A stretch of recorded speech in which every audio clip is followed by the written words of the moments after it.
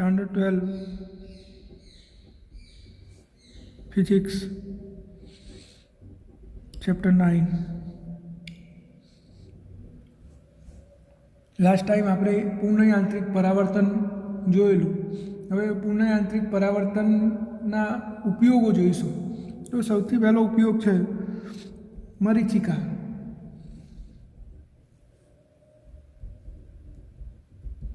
મરીચિકા એટલે આપણે એને સાદી ભાષામાં મૂળજર પણ કહીએ છીએ.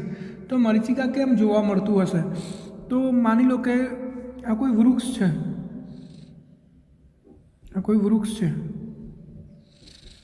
આ આપણી સપાટી જમીન, અહીંયાથી કોઈ વ્યક્તિ જોઈ રહ્યો છે. તો આ ઉનાળામાં જમીનની સંપર્કમાં રહેલી હવા ગરમ હોય છે અને ઉપર જઈએ એમ હવા ઠંડી થતી જાય છે. જમીન ગરમ હોય એટલે જમીનના સંપર્કની હવા વધારે ગરમ હોય એટલે આની ઘનતા ઘટે છે. પરિણામે આનો પ્રકાશ્ય વક્રીભવનાંક, જેને આપણે પ્રકાશ્ય ઘટ અથવા પાતળું માધ્યમ કહીએ છીએ, એમ આ પ્રકાશ્ય પાતળું માધ્યમ બની જાય છે અને ઉપર જઈએ એમ પ્રકાશ્ય ઘટ માધ્યમ બનતું જાય છે. હવે જ્યારે વસ્તુમાંથી આવતો પ્રકાશ આપણી આંખ તરફ આવે એમ આ જુદા જુદા વક્રીભવનાંકના કારણે એનું સતત વક્રીભવન થતું જાય છે અને આ આપાતકોણના એક નિશ્ચિત મૂલ્ય માટે એ ક્રાંતિકોણ કરતાં વધી જાય ત્યારે એનું પૂર્ણ યાંત્રિક પરાવર્તન થઈ જાય છે અને આપણી આંખ સુધી પહોંચે છે. એટલે થાય શું, આપણને તો આમ સીધું દ્રષ્ટિરેખી અંતર દેખાય એટલે આપણને અહીંયા આવો આભાસ થાય છે કે અહીંયા વૃક્ષ હશે અને શું કહેવાય, મૃગજર કહે છે. તો મૃગજર ઉદ્ભવવાનું કારણ શું? હવાનો જુદો જુદો વક્રીભવનાંક. પ્રકાશ આવે આમ સીધો તો એ આ જુદી જુદા માધ્યમના કારણે સતત વક્રીભવન અનુભવતો જાય એટલે એના આપાતકોણનું મૂલ્ય કોન્સ્ટન્ટ વધતું જાય છે. વધતા એનું મૂલ્ય ક્રાંતિકોણ કરતાં વધી જાય તો એનું પૂર્ણ યાંત્રિક પરાવર્તન થઈ જાય. અહીંયાથી વ્યક્તિ જોતો હોય એને તો આમ સીધું દેખાય, અહીંયા આપણું ઝાડ હતું. તો પૂર્ણ યાંત્રિક પરાવર્તનના કારણે આપણને ઉનાળામાં કેટલીક વાર આવો આભાસ થતો હોય છે. બીજો ઉપયોગ છે ડાયમંડ એટલે કે હીરો. હીરાનો ક્રાંતિકોણનું મૂલ્ય એપ્રોક્સિમેટલી IC 24.4 ડિગ્રી જેટલું છે. ખૂબ જ નાનું મૂલ્ય કહેવાય. એટલે કે હીરાને ચોક્કસ શેફમાં કાપવામાં આવે તો અંદર પ્રકાશ ગયા પછી એનું અંદર ને અંદર વારંવાર પૂર્ણ યાંત્રિક પરાવર્તન થયા કરે છે. પરિણામે અંદર પ્રવેશેલો પ્રકાશ બહાર આવી શકતો નથી એટલે આપણને હીરો પ્રકાશિત જોવા મળે છે. હીરાનું ચરકવું એ પૂર્ણ યાંત્રિક પરાવર્તનના કારણે જ છે. શું થાય તો હીરાને એવી એંગલમાં કાપવામાં આવે કે ખૂણો 24.4 ડિગ્રીથી વધારે જ રહે.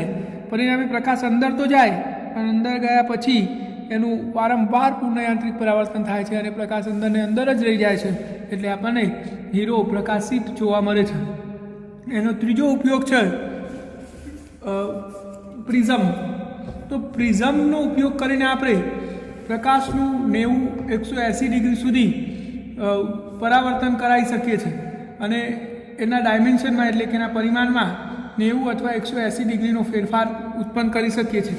દાખલા તરીકે આપણી જોડે એક પ્રિઝમ છે તો કાચ અને હવાનો વક્રીભવનાંક, કાચનો હવાની સાપેક્ષ ક્રાંતિકોણનું મૂલ્ય એપ્રોક્સિમેટલી 44 ડિગ્રી જેટલું છે. આપણે ગણી શકીએ છીએ ગણવું હોય તો, પણ 45 ડિગ્રી કરતાં ઓછું છે. હવે આપણે આ એક કાટકોણ ત્રિકોણ ધ્યાનમાં લઈએ. આ કાટકોણ ત્રિકોણ આકારનો પ્રિઝમ, આપણી વસ્તુ AB અહીંયા છે, આ AB વસ્તુ છે. તો શું થશે, એમાં આ બીમાંથી નીકળેલું કિરણ આ સપાટી પર આપાત થાય તો આપાતકોણનું મૂલ્ય 45 ડિગ્રી થયું એટલે ક્રાંતિકોણ કરતાં વધી ગયું. તો એનું શું થઈ જશે, પૂર્ણ યાંત્રિક પરાવર્તન થઈ ગયું અને સીધો અહીંયા બહાર આવશે એટલે કે આ B બિંદુ, B'. એવી જ રીતે આ A બિંદુમાંથી નીકળેલું કિરણ પણ અહીંયા આપાત થાય તો એનો આપાતકોણ 44 ડિગ્રી કરતાં વધારે છે, 45 છે. એટલે અહીંયાથી પણ એનું પૂર્ણ યાંત્રિક પરાવર્તન થઈ જશે. આ આપણા A બિંદુનું પ્રતિબિંબ થયું.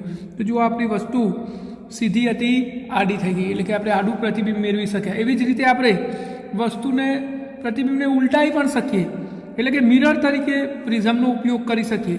આ આપણો એક સમબાજુ આકારનો પ્રિઝમ છે, આપણી વસ્તુ AB આ રીતે છે.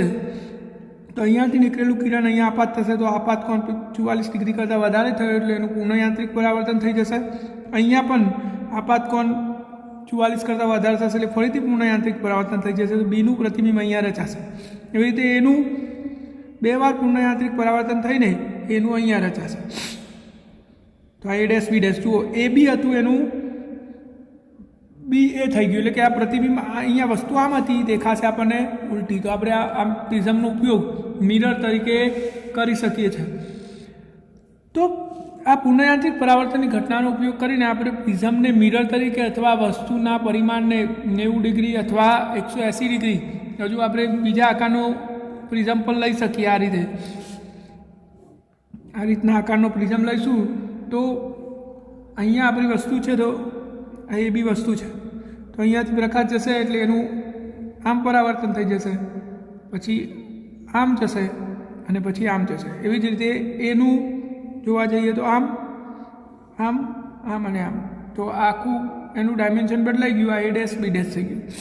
આવી રીતે આપણે આ પ્રિઝમનો ઉપયોગ કરી શકીએ છીએ. જુઓ, તમે મિરર વાપરો તો મિરરમાં સપાટી ઘસાઈ જાય એટલે આપણને સ્પષ્ટ પ્રતિબિંબ દેખાતું નથી. આ પ્રિઝમનો મિરર તરીકે ઉપયોગ કરીએ તો એવી સમસ્યા થતી નથી, કારણ કે એની સપાટી સાથે આ ઘટનાને કોઈ જ લેવા દેવા નથી. એટલે પ્રિઝમ ઘસાઈ જાય તો પણ આપણને પ્રતિબિંબ સ્પષ્ટ જોવા મળે છે. તો આ પૂર્ણયાંત્રિક પરાવર્તનનો બીજો ઉપયોગ છે. હવે આપણે ત્રીજો કે ચોથો ઉપયોગ જોઈએ, ફાઇબર ઓપ્ટિક્સ, એટલે કે ઓપ્ટિકલ ફાઇબર.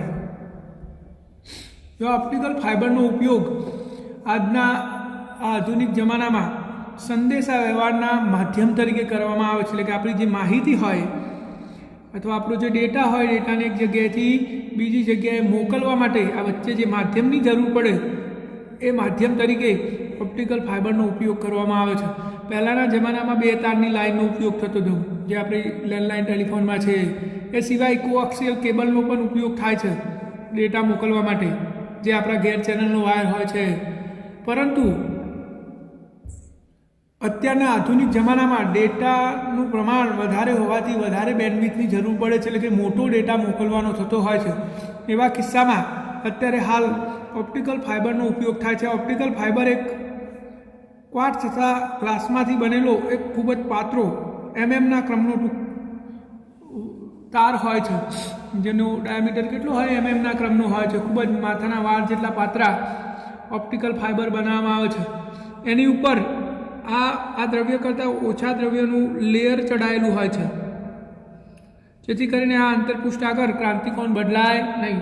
હવે જ્યારે પ્રકાશ અહીંયાથી આપાત થાય, એ ક્રાંતિકોણ કરતાં વધારે મૂલ્યે આપાત થાય તો એનું પૂર્ણયાંત્રિક પરાવર્તન થયા કરે છે અને પ્રકાશ આ માધ્યમમાંથી આગળ ને આગળ પ્રસરણ પામતો હોય છે. એટલે કે આપણા સંદેશા વ્યવહારને LED વડે વિદ્યુત સિગ્નલને પ્રકાશ સિગ્નલમાં રૂપાંતરિત કરીને આ સિગ્નલને એક જગ્યાએથી બીજી જગ્યાએ મોકલવામાં આવે છે. આવું કરવાથી ઘણા બધા ફાયદા થાય છે. એક તો આપણું સિગ્નલ ઝડપથી પ્રસાર થાય છે, બીજું કે લીકેજ નહીં થતું, એટલે કે આ ડેટાની ચોરી કરી શકાતી નથી, કારણ કે પ્રકાશ એની આજુબાજુ કોઈ ક્ષેત્ર ઉત્પન્ન કરતું નથી. જો કોએક્સિયલ કેબલનો ઉપયોગ કરીએ તો એમાં વિદ્યુત સિગ્નલ રૂપાંતર પ્રસારિત થાય છે, એટલે આજુબાજુમાં ચુંબકીય ક્ષેત્ર ઉદ્ભવે અને એને ઘેરીને આપણે ડેટાની ચોરી કરી શકીએ છીએ. દાખલા તરીકે બાજુના ઘેર ચેનલ હોય તો થોડું ઘણું સિગ્નલ આપણા ઘેરે આવે છે, પરંતુ ઓપ્ટિકલ ફાઇબરમાં એવું કંઈ થતું નથી. એટલે ઓપ્ટિકલ ફાઇબરનો ઉપયોગ અત્યારે હાલ વિપુલ પ્રમાણમાં કરવામાં આવે છે. આ જે ઉપર આપણે પાતળું લેયર ચડાવ્યું એને ક્લીડિંગ કહે છે. આ ક્લીડિંગ કરવાનું કારણ શું? તો માની લો કે તમે એમ જ ક્વાર્ટ્ઝમાંથી એક પાતળો ઓપ્ટિકલ ફાઇબર બનાવી દો. હવે પ્રકાશ જ્યારે અંદર પ્રસરણ પામતો હોય ત્યારે ક્રાંતિકોણ હવા સાપેક્ષ થશે. હવે ઉપરથી વરસાદ પડે અથવા ડસ્ટ કે એવું કંઈ ઉપર ચોંટે તો બહારનો વક્રી ભવનાંક બદલાઈ જાય. હવે બહારનો વક્રી ભવનાંક બદલાઈ જાય તો ક્રાંતિકોણના સૂત્ર પ્રમાણે sin IC = N1/N2. જો N1 બદલાઈ જાય તો ક્રાંતિકોણનું મૂલ્ય બદલાઈ જાય, અને જો પૂર્ણયાંત્રિક પરાવર્તન ના થાય તો પ્રકાશ લીકેજ થઈ જાય. તો ક્લીડિંગ કરવાનો મુખ્ય ફાયદો એ છે. આ સિવાય ઓપ્ટિકલ ફાઇબરનો પ્રકાશ્ય નળી તરીકે ઉપયોગ કરીને આપણા શરીરની અંદર એને મોકલવામાં આવે છે, અને આપણે અન્નનળી, જઠર અથવા આંતરડા જેવા શરીરના આંતરિક અવયવોનો આપણે એનું દ્રશ્ય એટલે કે એને જોઈ શકીએ છીએ અને આપણી બીમારીનું આપણે અવલોકન કરી શકીએ છીએ। આ સિવાય ઓપ્ટિકલ ફાઇબરનો ડેકોરેશનમાં પણ ઉપયોગ કરવામાં આવે છે। જુદી જુદી પ્રકાશનો એટલે કે એને આપણે એના છેડે ડેકોરેટિવ લેમ્પ લગાવીને ડેકોરેશન તરીકે ઓપ્ટિકલ ફાઇબરનો ઉપયોગ કરી શકીએ છીએ। ઓપ્ટિકલ ફાઇબર આપણે હજારો કિલોમીટર લાંબા બનાવીને એક જગ્યાએથી બીજી જગ્યાએ ડેટા સરળતાથી અને વિપુલ પ્રમાણમાં મોટા જથ્થામાં મોકલી શકીએ છીએ। તો ઓપ્ટિકલ ફાઇબર એ પણ પૂર્ણ યાંત્રિક પરાવર્તનની ઘટના ઉપર કામ કરે છે। હવે આપણે આગળની એક થિયરી જોઈશું। ગોળીય સપાટી આગળ લેન્સ વડે થતું વક્રીભવન। તો વક્રીભવનની ઘટના વડે પણ પ્રતિબિંબ રચાય છે એવું આપણે આગળ ચર્ચા કરેલી છે। પરાવર્તન વડે તો પ્રતિબિંબ રચાય જ, પરંતુ વક્રીભવન વડે પણ પ્રતિબિંબ રચાઈ શકે છે અને એની આપણે આજે ચર્ચા કરીશું। તો સૌથી પહેલાં લેન્સ કોને કહેવાય? તો બે વક્રીભવનકારક સપાટી વચ્ચે પારદર્શક માધ્યમ ધરાવતી રચનાને લેન્સ કહે છે। એટલે કે આ એક વક્રીભવનકારક સપાટી અને એક બીજી વક્રીભવનકારક સપાટી, તો આને શું કહેવાય? લેન્સ કહે છે। એટલે આવો પણ હોઈ શકે લેન્સ। તો આને આપણે બહિર્ગોળ લેન્સ કહીશું, આને અંતર્ગોળ લેન્સ કહીશું। લેન્સ આવો પણ હોઈ શકે। આને સમતલ બહિર્ગોળ લેન્સ કહેવાય, આને સમતલ અંતર્ગોળ લેન્સ કહેવાય અને આને મેનિસ્કવાળો લેન્સ કહેવાય। તો લેન્સ 5 પ્રકારના હોઈ શકે, એમાં આપણે માત્ર આ બે લેન્સનો જ અભ્યાસ કરવાનો છે, બહિર્ગોળ લેન્સ અને અંતર્ગોળ લેન્સ। તો બે વક્રીભવનકારક સપાટી વચ્ચે પારદર્શક માધ્યમ ધરાવતી રચનાને શું કહેવાય? લેન્સ કહે છે। તો આપણે આવી વક્રીભવનકારક ગોળીય સપાટી વડે થતું વક્રીભવન પહેલાં સમજીશું, જે તમારે તૈયાર પણ કરવાનું છે પ્રશ્ન, લેન્સ મીકરનું સૂત્ર મેળવો। તો આપણે એક વક્રીભવનકારક સપાટી વડે કેવી રીતે પ્રતિબિંબ રચાય છે એ જોઈશું અને પછી બે બાજુ એને લાગુ પાડી દઈશું। તો આપણી જોડે એક ગોળીય વક્ર સપાટી છે, આના સૂક્ષ્મ ભાગને આપણે સમતલ ગણી શકીએ અને ત્યાં વક્રીભવનના નિયમો લાગુ પાડી શકીએ છીએ। તો આપણી વસ્તુ અહીંયા પડી છે, આ વસ્તુ છે O આગળ, આ એનું ઓપ્ટિકલ કેન્દ્ર છે જેને આપણે એમ કહી દઈએ। આ સપાટી આગળ હું લંબ દોરું, મેં લંબ દોર્યું તો આપણું વક્રતા કેન્દ્ર થઈ ગયું C। તો હવે આ વસ્તુ છે એટલે વસ્તુ અંતર થશે U। હવે અહીંયાથી નીકળેલું એક કિરણ N બિંદુ આગળ આપાત થાય છે, આપાત કિરણ છે। આ આપણો લંબ છે, તો આપાત કિરણ અને લંબ વચ્ચેનો ખૂણો એટલે આપાત કોણ, એને હું I કહી દઉં। આ કિરણ પાતળા માધ્યમમાંથી ઘટ માધ્યમમાં જોયું એટલે લંબ તરફ વળી જશે અને વક્રીભૂત થઈને I બિંદુ આગળ આવે છે। બીજું એક કિરણ ઓમાંથી સીધું જ ધ્રુવ આગળ પસાર થાય છે, એટલે કે 90ના ખૂણે આપાત થાય તો એનું વક્રીભવન થતું નહીં, એટલે સીધું આમ જશે અને I આગળ આવીને છેદે છે, એટલે કે અંતિમ પ્રતિબિંબ અહીંયા રચાય છે। આ આપણું પ્રતિબિંબ થયું, એટલે કે પ્રતિબિંબ અંતર V થયું। આ આપણું વક્રતા કેન્દ્ર છે, એટલે આ વક્રતા ત્રિજ્યા R થઈ। તો પ્રતિબિંબ આ વક્રીભવન થયું એટલે વક્રીભૂત કોણ R। તો આપણે અહીંયા કેવી રીતે પ્રતિબિંબ રચાયું એ જોઈ લીધું છે। હવે આપણે આ 3 ખૂણાઓના પણ જો અહીંયા સીધી લીટી હું દોરી દઉં, કાટકોણ ત્રિકોણ બનાવી દઉં, તો આ અંતરને આપણે અવગણી લઈશું। ખૂબ જ સૂક્ષ્મ અંતર છે એટલે આપણે અંતરને અવગણી લઈશું, એને એમ જ ગણીશું। તો હવે આ 3 ખૂણાઓના નામ આપી દઉં। આ ખૂણાને હું આલ્ફા કહી દઉં, આને બીટા કહી દઉં અને આને ગેમા કહી દઉં। તો વક્રીભવન વડે કેવી રીતે પ્રતિબિંબ રચાયું એ મેં તમને સમજાવ્યું છે। હવે આપણે થોડી ઘણી ત્રિકોણમિતિનો ઉપયોગ કરીશું અને લેન્સ મેકરનું સૂત્રનો ઉપયોગ કરીશું। આ બહારનું માધ્યમ N1 છે અને અંદરનું માધ્યમ N2 છે। ચલો, આપણું અંદરનું માધ્યમ છે ગોળીય સપાટીનું। તો પહેલાં આપણે આ ત્રિકોણ ONM માં tan થીટા લાગુ પાડીએ તો tan આલ્ફા બરાબર સામેની બાજુ એટલે NM ભાગે પાછળની બાજુ એટલે OM। જો આલ્ફા ચેન્જ ટુ 0 એટલે કે આલ્ફા ખૂબ જ નાનો હોય તો આપણે આલ્ફા બરાબર શું લખી શકીએ? NM/OM। એવી જ રીતે બીજો આપણે ત્રિકોણ લઈએ NCM, એમાં tan બીટા થાય તો tan બીટા બરાબર સામેની બાજુ એટલે NM ભાગ્યા પાછળની બાજુ એટલે MC. જો બીટા ચેન્જ ટુ 0 હોય એટલે કે બીટા ખૂબ જ નાનો હોય તો beta is equal two NM/MC. એવી જ રીતે આપણે આ મોટો ત્રિકોણ લઈ લઈએ તો tan ગેમા બરાબર NM/MI. Alpha change gamma change to 0 તો gamma is equal two NM/MI. આ ત્રણ ત્રિકોણ આપણે લઈ લીધા, એક આરો એ અને એક આ મોટો ત્રિકોણ. ત્રણેયમાં tan લાગુ પાડ્યું અને આ લેન્સની વક્રતા ખૂબ જ ઓછી હોય તો ત્રણ ખૂણાઓ ખૂબ જ સૂક્ષ્મ હોય છે. હવે આપણે બહિષ્કોણનો ઉપયોગ કરીએ ત્રિકોણમિતિમાં તો જો આઈ એ આલ્ફા અને બીટા માટે બહિષ્કોણ થશે. એટલે બહિષ્કોણની વ્યાખ્યા પ્રમાણે શું થશે? આઈ બરાબર આલ્ફા પ્લસ બીટા. એવી જ રીતે અહીંયા આપણે જોઈએ તો આ જે બીટા છે એ આ આર અને આ ગેમા માટે બહિષ્કોણ થશે તો beta is equal to R plus gamma. Beta is equal to R plus gamma. તો અહીંયા આપણે આરને સૂત્ર કરતાં બનાવી દઈએ તો આર ઇઝ ઇક્વલ ટુ શું થશે? Beta plus gamma. આરને હું સૂત્ર કરતાં બનાવી દઉં તો શું થશે? R is equal to beta minus gamma. તેમજ આપણે આ n બિંદુ આગળ સ્નેલનો નિયમ લાગુ પાડીએ. n બિંદુ આગળ સ્નેલનો નિયમ લાગુ પાડો તો n1 sin i is equal two n2 sin r. આ સ્નેલનો નિયમ લાગુ પાડ્યો બે માધ્યમની છૂટી પાડતી સપાટી આગળ. હવે i r ચેન્જ ટુ 0 હોય તો n1 sin i ની જગ્યાએ i લખાય અને sin r ની જગ્યાએ r એકલો લખાય તો n1 i is equal two n2 r. હવે i ની અને r ની કિંમતો આપણે મૂકી દઈએ તો જુઓ n1 i ની કિંમત શું છે? Alpha plus beta is equal two અહીંયા n2 r ની કિંમત શું છે? Beta minus gamma. હવે આલ્ફા બીટાની કિંમતો મૂકી દઈએ. જો આલ્ફાની કિંમત શું હતી ઉપર? અરે આપણે આલ્ફા બીટા ગેમા ત્રણેયની કિંમતો શોધી છે, આમાં મૂકી દઈએ તો n1 આલ્ફાની કિંમત શું? NM/OM પ્લસ બીટાની કિંમત શું? NM/MO. NM/MC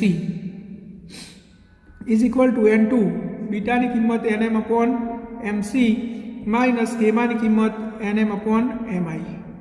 બધામાંથી mn કેન્સલ થઈ જશે તો n1 1/OM પ્લસ NM ઉડી ગયું તો 1/MC is equal two n2 1/MC minus 1/MI. હવે આપણે અંદરથી મૂલ્યો ટ્રાન્સફર કરી દઈએ તો જુઓ OM બરાબર શું છે? u અને ડાબી તરફ છે એટલે માઇનસ તો n1 1/-u પ્લસ 1/MC જમણી તરફ પ્લસ r છે તો r is equal two n2 1/MC એટલે 1/r માઇનસ MI એટલે v 1/v. હવે આપણે અંદર ગુણાકાર કરી લઈએ તો n1 minus n1/u plus n1/r is equal two n2/r minus n2/v. તો આ n2/v વાળું પદ આ બાદ લાવું અને આ બાદ લઈ જાઉં તો minus n1/u plus n2/v is equal two n2/r minus n1/r. therefore minus n1/u plus n2/v is equal to 1/r common તો n2 minus n1. તો આ સૂત્રનો ઉપયોગ આપણે પાતળા માધ્યમમાંથી ઘટ માધ્યમમાં વક્રીભવનાંક માટે મેળવ્યો. માન લો કે ઘટ માધ્યમમાંથી પાતળા માધ્યમમાં વક્રીભવન થતું હોય તો જ્યાં n1 છે ત્યાં n2 કરી દેવાનું, n2 હોય ત્યાં n1. આ પાતળામાંથી ઘટ માધ્યમ માટે. એનાથી ઉલટું હોય ઘટમાંથી પાતળામાં તો આપણે આનાથી ઉલટું કરી દેવાનું, n1 ની જગ્યાએ n2 મૂકી દેવાનું. n2/u plus n1/v is equal two 1/r n1 minus n2. ખાલી n1 અને n2 ના સ્થાન તમારે બદલવાના થશે જો ઘટમાંથી પાતળામાં થતું હોય તો આ સૂત્ર તમારે આ પ્રશ્ન તૈયાર કરવાનો છે. પ્રકાશ ગોળીય સપાટી વડે થતું વક્રીભવન સમજાવો તો તમારે આ રીતે લખવાનું છે. અને આ પછીની થિયરી આપણે જોઈશું લેન્સ મેકરનું સૂત્ર મેળવો. તો આજ પૂરતું અત્યારે હાલ આટલું રાખીએ છીએ. નેક્સ્ટ લેક્ચરમાં આપણે જોઈશું.